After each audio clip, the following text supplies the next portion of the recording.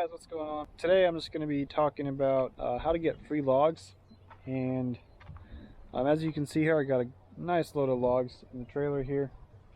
I just picked this up this evening. I actually did pay for these, but I want to talk about how to get free logs. Okay, so a lot of times I find free logs on like Craigslist or Facebook Marketplace. So those are both really good places to look, and sometimes I'll get logs through someone I know that gives out my number or things like that.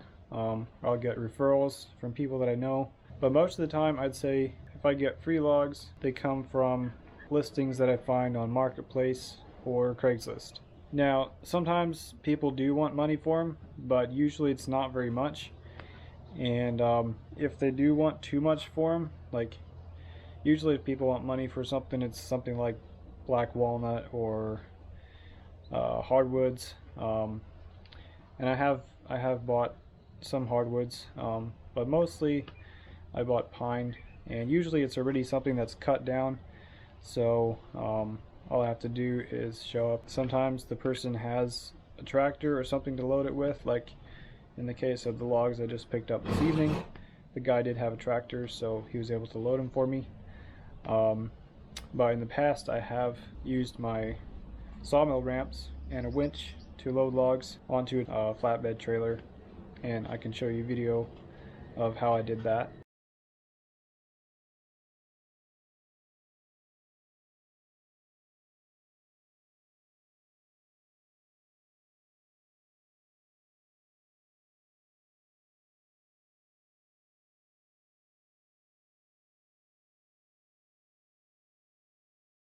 But sometimes they are free and people are just looking to get rid of them, and they're just glad that you're able to put them to good use and that you can clean them up and get them out of their way.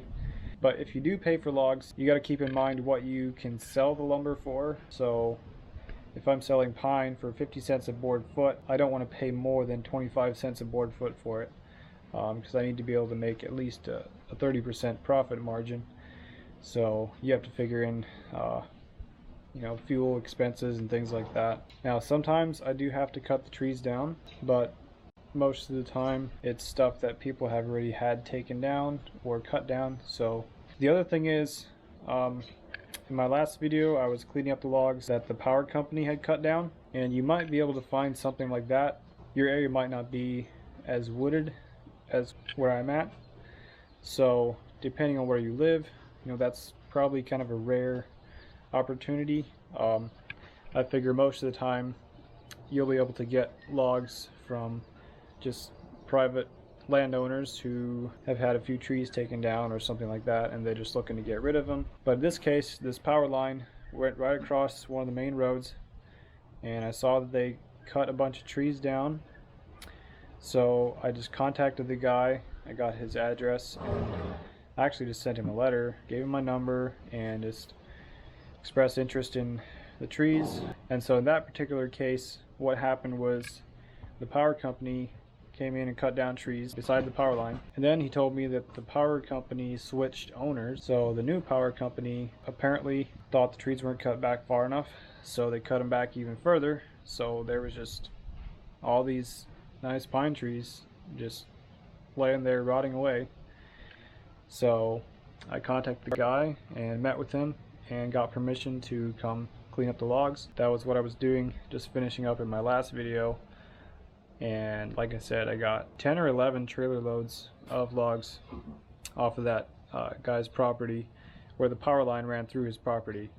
And the reason the logs were there is because the power company couldn't take them because it was his property. So yeah, he was willing to give them to me, and so I cleaned them up for him, and also did some other cleanup work for him just to help him out a little bit. So that was a really awesome opportunity. I feel like it was kind of a rare find, but sometimes you just kind of gotta cold call things, and you see an opportunity, just stop in and ask him if you can have the logs.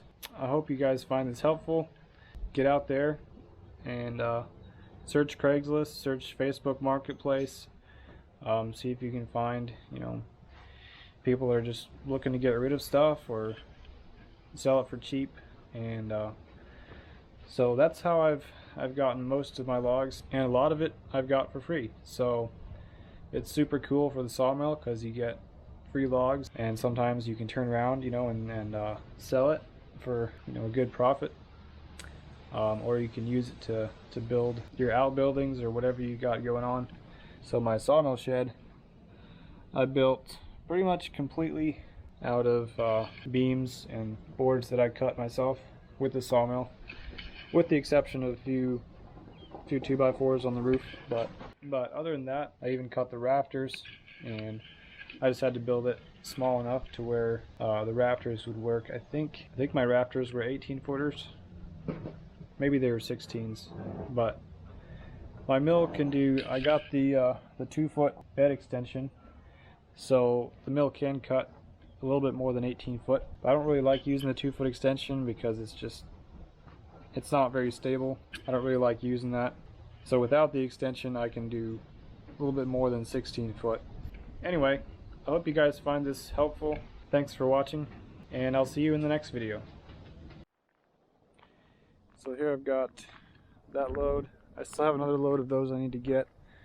And then I've got 10 loads. In my last video I was picking up these logs, all these here, from the power line that I got access to.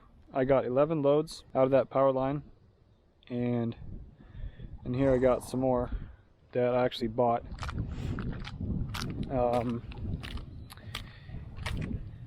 And these here, I cut down these trees myself. I found an ad on Facebook Marketplace for these logs here. They were just some trees that a guy wanted out of his way. So that was a pretty good amount of logs there. And then all the ones I got from that power line. I got some decent cherry logs out of that too. There's 4 of them there. And a lot of these are really nice and long, which I like. I like getting them long because then I can cut them to the desired length, versus if other people cut them, then they end up getting short like that, and then they're not as nice to use. See, these white pines are really nice. Some of them. There's another cherry there.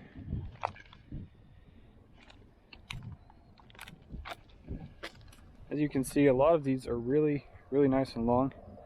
So thankfully, the power company that cut these down, they left a lot of them long, which is super nice for me, because that way I can cut them to the desired length when I'm ready to mill them. Here is some more cherry and some oak logs, as well as a few ash here. I got as payment for doing some milling for a customer.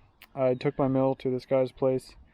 He had some downed oak trees and this one ash tree here. So I cut a bunch of oak and some ash for this guy that he wanted to make some flooring out of, and he paid me in oak logs. So that's what those are.